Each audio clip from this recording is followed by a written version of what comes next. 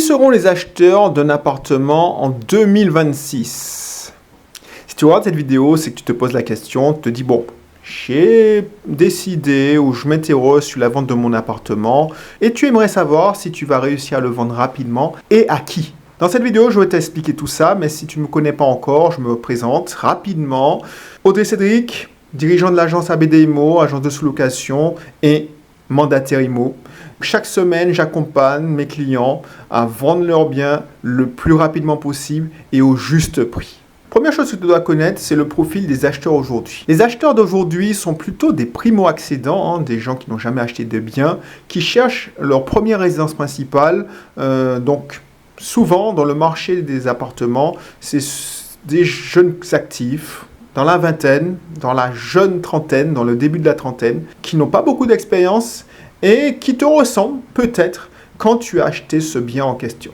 Alors, plutôt privilégier des gens qui recherchent leur résidence principale ou des investisseurs. Il faut savoir qu'en 2026, en France, aux Antilles, beaucoup d'investisseurs ont quitté le marché de l'immobilier. Ils se sont laissés démoraliser par les taux qui ont augmenté et les médias qui n'ont pas cessé de dire que l'immobilier n'était plus aussi rentable qu'avant. Sans compter les incertitudes des gouvernements successifs. Du coup, il faudra surtout compter sur ceux qui recherchent leur résidence principale et rédiger l'annonce en ce sens. Maintenant, voyons ce que les acheteurs recherchent et ce qu'ils n'achèteront plus. Il y a quelques années, dans la période euphorique, n'importe quel win trouve repreneur.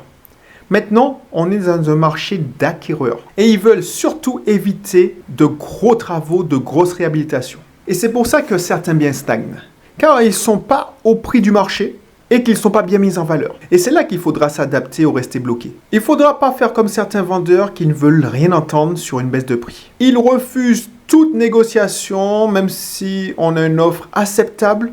Résultat, ils écœurent l'argent immobilier qui n'est pas payé que si la transaction se conclut et qui va déployer toute son énergie sur un autre bien. Ici se termine cette vidéo. Si tu veux plus d'informations, je te rappelle que tu peux récupérer mon guide du propriétaire malin que tu trouveras dans la description. Tu auras des informations, tu auras un quiz pour savoir si c'est le bon moment de vendre ou pas. Fais-le maintenant, passe à l'action.